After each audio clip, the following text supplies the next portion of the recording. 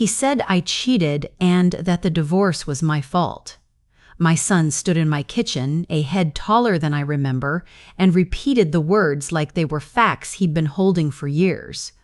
I poured water and set the glass in front of him. He did not touch it.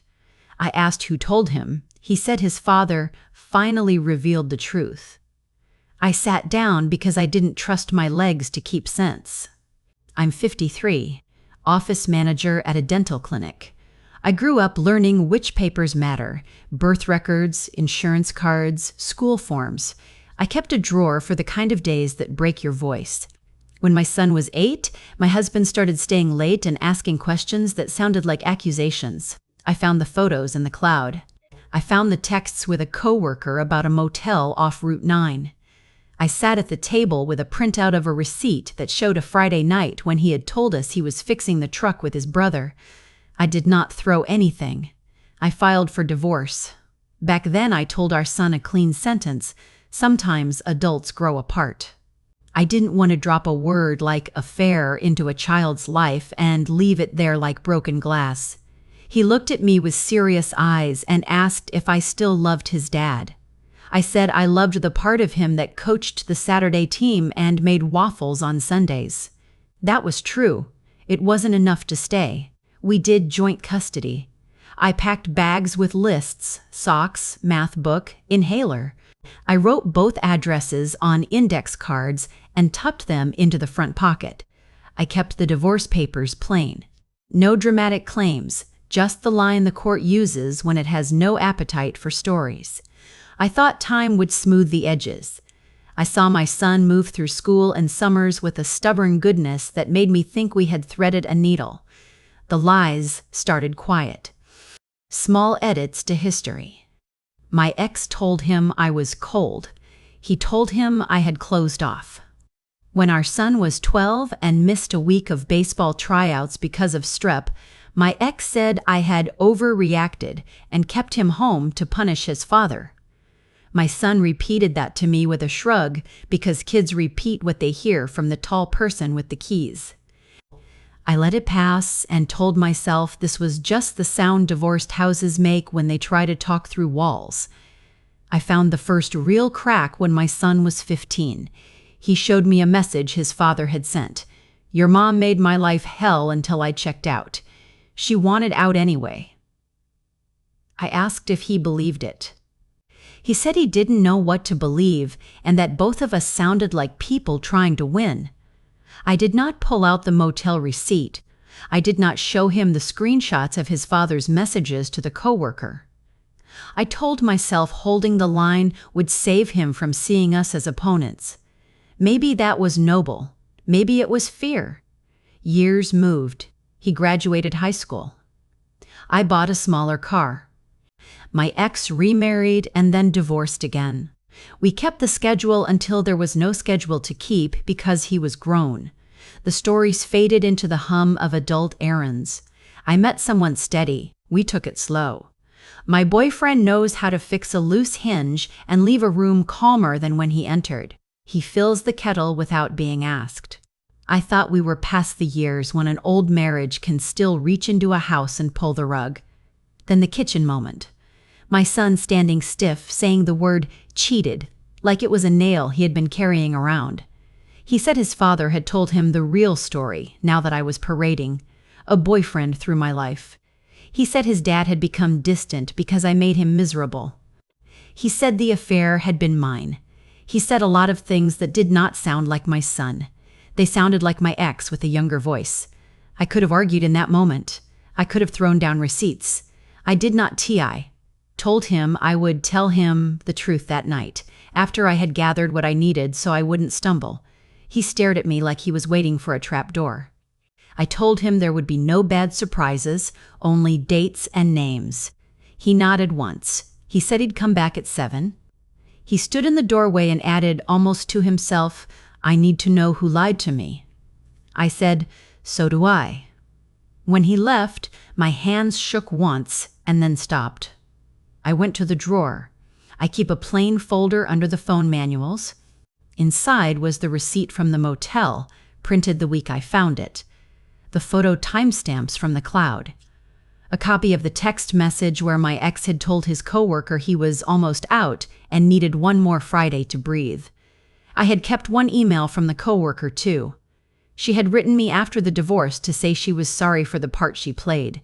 I do not think apologies erase anything. I do think they clarify. I added the divorce decree and a page from my old calendar with a star on the day I confronted him because I knew I would forget if I didn't anchor it. I wrote a short page for my son, not a speech, a timeline, one line per date. The night I found the photos, the day I met a lawyer, the week we told him the marriage was ending, the reason I had kept the reason from him. I left out anything that would carve his father into a monster. I included exactly one sentence about the affair. Your father was involved with a coworker before we separated. I wrote that I had told the court nothing about that because I wasn't trying to ruin a person.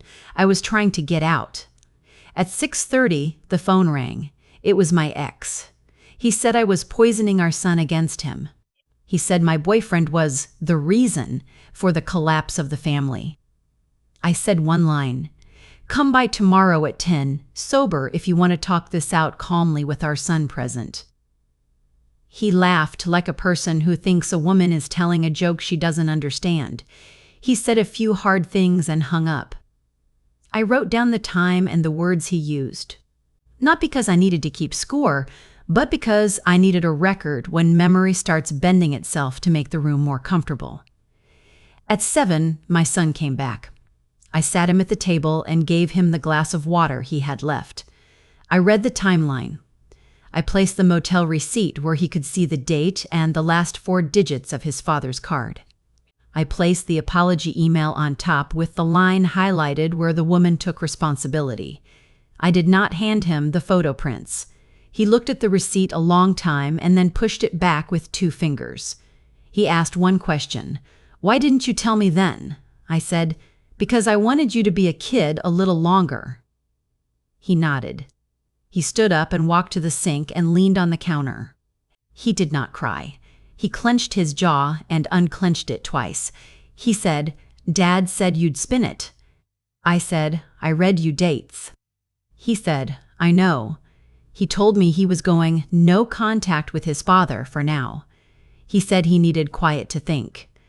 I wrote the words down even though he did not ask me to. They were the first decision I had heard from him in hours that sounded like his own. The next 3 days were a storm from a separate address. A message came from my ex-mother-in-law that said I had poisoned my son. There was a sentence in it that made my stomach turn. I saved the message in 2 places and forwarded it to my email because I do not trust platforms to keep the truth. My ex-sister-in-law started calling my parents' landline to say I had cut her brother out of his child's life. My parents are in their 70s. They wrote the times on a pad they keep by the phone. My ex showed up at my door one night, angry and drunk. He pounded once, then twice, then grabbed the handle. My boyfriend stepped in front of me in the hallway and told him to leave. There was no fight. There was shouting. The neighbors turned on their porch lights the way deer lift their heads when they hear a car. I called the police. I did not want a scene. I wanted a record. 2 officers came. They asked my ex to step back from the door. He did not to G. They asked him again. He raised his voice. They stood between him and my boyfriend. They escorted him to the sidewalk. They told him to go home. They left me with a printout number that matched the one in their system. I'd put it in my folder and wrote on the top, "Incident refused to leave." In the morning, my ex texted to say I was overreacting and that he had only come to talk like adults. I replied with one sentence, "Police asked you to leave." He said I should not press charges. He said he would fix it if I kept the family out of it. The family had been in it since the day he started rewriting the story for our son. My boyfriend asked if I was all right. I said yes. I was angry and I was steady. I thought about keeping the harassment quiet from my son because he had had enough for 1 week. I thought about telling him the edited version where people stop calling when asked. Then I heard myself training my voice to make lies sound like care. That is how I got here. I told him everything. I read him his grandmother's message because I did not want him to learn about it from a holiday phone call in 6 months. He listened without interrupting. He said he had made his decision, and that was it. He asked if we could stop talking about his father for a day. I said yes and meant it. The call stopped for a while. I think the police escort was a wake-up call. His sister sent one text that said, "Don't press charges," and nothing else. My ex-mother-in-law went quiet.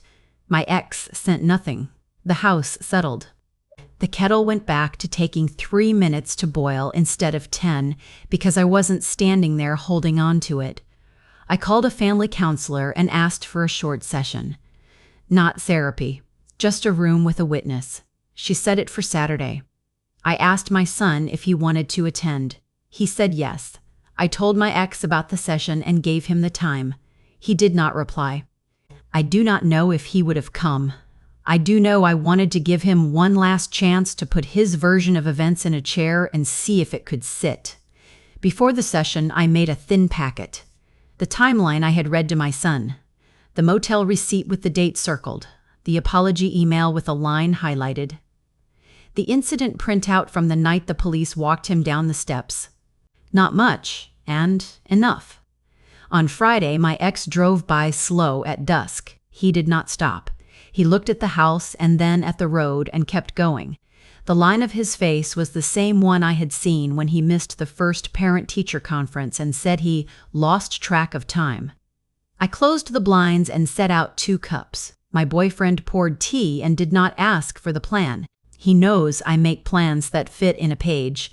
Saturday came in sharp and cold. My son and I sat in the counselor's office. The room had soft chairs and a plant that needed water. The counselor asked if we wanted to wait for his father. We did not. She asked me to say what I needed. I said I needed my son to have the truth in words that would hold up if anyone tried to tug them out of shape. I handed her the packet. She glanced at the dates and the lines and nodded just once. She asked my son what he needed. He said he wanted quiet. He said he wanted people to stop making him choose rooms like a cat looking for a chair. When we left, my phone buzzed with a message from my ex. He wrote that he would sue for custody of the truth. That is what he wrote. I took a screenshot and put the phone away. Custody of the truth. Some people think words make things real. Paper does. Rooms do. The way a person leaves a porch when asked makes things real. That afternoon, my parents came by with soup and their old phone log. They sat at the table and ate slowly. They did not offer advice. They do not tell me to be strong. We have all been strong for a long time. My mother said she liked my boyfriend because he changes the light bulbs when they go without making a point of it. My father nodded and asked if the cat had enough food. We do small care in this family. It always looks like enough once the noise settles. The next week, my son blocked his father's number. He told me before he did it because he is the kind of person who lets you in on the parts that matter. He set a rule for himself. He would read any email once, with me or the counselor present, and then decide whether to reply. He did not set a time limit for no contact. He used the words "for now," the way people who have been pushed say "forever," without closing the door on their own future. I walked through each day doing ordinary things. I called the clinic to cover a shift when someone's child had a fever. I put towels in the dryer and forgot them and rolled them again because I like them soft. I went to the store for cereal and passed the aisle with the little hotel-size shampoos and felt my stomach turn and then stop. The body keeps score. It also keeps moving. One night, a week later, I found a letter slid under my door. No return address, no signature.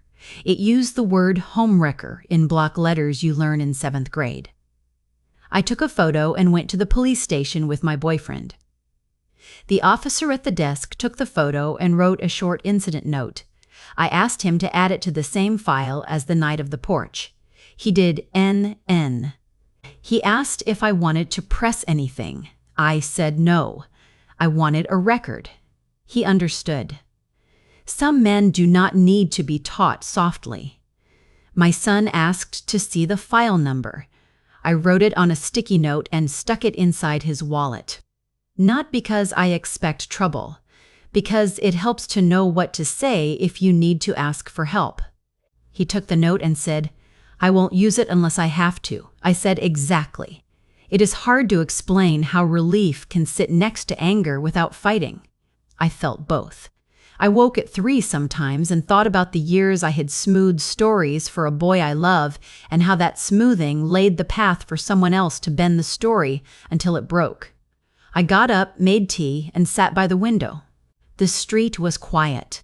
The porch light glowed on the steps where the police had stood.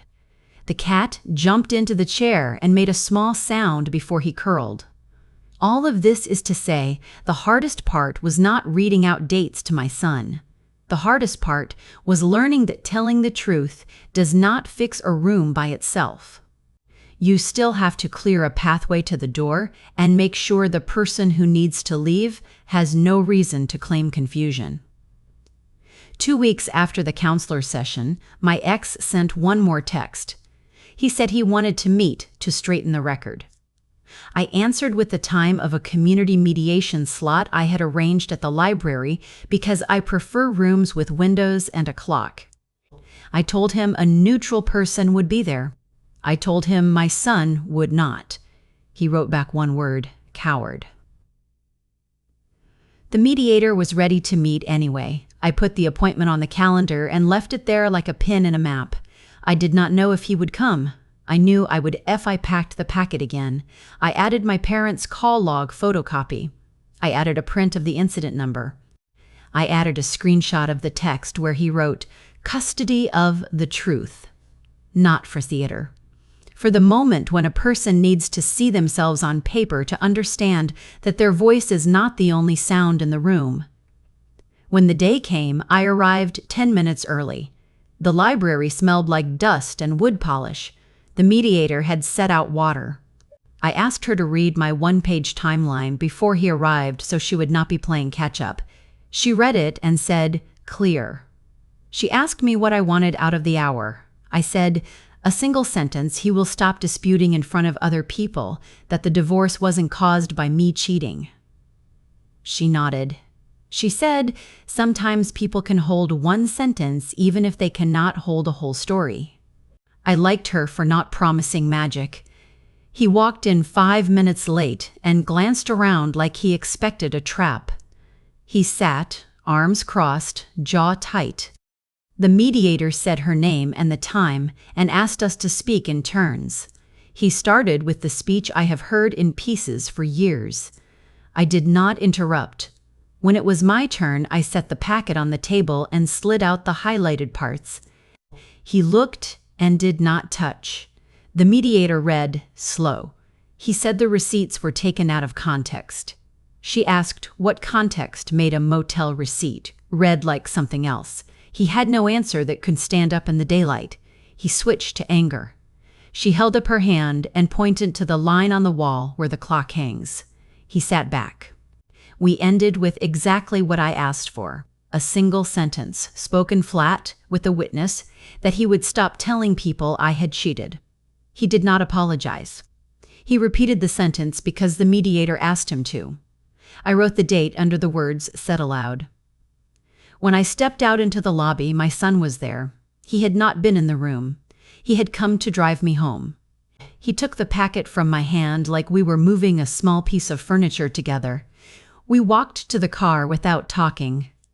We are good at silence when silence is honest. He drove me home and carried the packet in. We set it on the counter and ate in the quiet way we do when a day has taken a piece and we don't want to pick at it. The mediation center sent an email that evening. It was 2 sentences and the mediator's name at the bottom. It said a statement had been made in the session and noted the exact wording, I had not cheated, and he would stop saying that I had.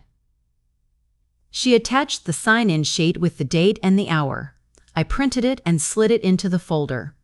2 days later, my ex's mother called my parents and started in again. My father, who has not changed his tone since 1978, said, "We have the mediator's letter." He read the sentence to her once, steady. She said she hadn't known about any letter. He told her it was public enough for family. She hung up without saying goodbye. The calls stopped after that. No apology. Just quiet. Quiet is enough. My ex tried once more. He sent a long message to my son that wove back through old grievances. My son replied with one line, "Please refer to the mediator's email." He copied me and the mediator. No yelling, no counterstory. The thread ended there. The message sat in an inbox with the place and time stamped under it like a pin. The community piece came at my nephew's graduation cookout. Lawn chairs, plastic tables, a cooler that wouldn't stay shut. My ex was there because he is still an uncle, and people get grandfathered in by barbecue. He started telling his version at the edge of the yard to two cousins who like to collect drama and pass it around. My son walked over, set the printed mediation email on the picnic table and said, "That's the sentence." He didn't raise his voice. He didn't try to push anyone into seeing it. He pointed to the line with the mediator's name and the date. The cousins read it, nodded like men reading a scoreboard, and changed the subject to ribs. My ex looked at the paper and then out at the grass. He didn't speak for the rest of the afternoon. That was the public part, not a speech. A sheet of paper in daylight with people standing up. The harassment ended in small pieces. His sister sent a final text that said, "We won't push this." I saved it and did not reply. The letter under my door did not come again. The police file lived in a drawer and stayed still. My boyfriend mowed the lawn the next Saturday and waved to the neighbor, who waved back without asking how we were holding up. That felt like a blessing. I told the clinic office I would be unreachable on Sundays for a while. I cooked. I sat on the porch. My son came by for dinner on Tuesdays and told me about work. He kept no contact and did not count the days out loud. He said he would decide if and when to open a window. He said it calmly. I didn't try to shape it. He is old enough to run his own weather. On a Thursday, I opened the folder and thinned it out. I kept the timeline I had read to my son, the apology email from years back, the police incident number, and the mediator's 2-sentence note with the sign-in sheet. I shredded the motel receipt. It had done its job. I do not keep sharp things around once they have finished. A month after mediation, my ex sent a short email to a small set of relatives. "I will not discuss the divorce anymore. Please don't either." He did not add truth or regret. He did not name me. He didn't need to. He had finally realized the room only listens to what has a date and a witness. Life moved back to ordinary. I learned which grocery aisle sells the coffee filters no one can find. The clinic printer jammed twice in one day, and I fixed it both times. My boyfriend replaced a porch bulb and didn't mention it. My son taught me how to use the spam filter for messages that slip through. We ate pasta every other Tuesday because it's cheap and good. The cat slept on the back of the sofa like a small old man who pays rent and naps. On my birthday, we had cake with paper plates, and my parents told the story of the time the power went out during my 11th party and we used candles for light and sang twice. My son laughed at the right places. He helped my mother with the plates without being asked. He handed me a card that said only, "Thanks for telling me," in daylight.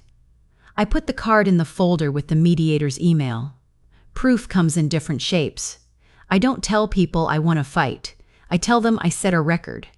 When someone tries to make you the villain in a room you built with your hands, you don't make a louder story. You bring a clock and a witness, and you put the right sentence where others can see it.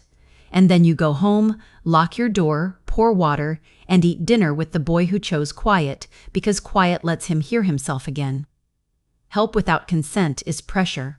Truth held in daylight is care.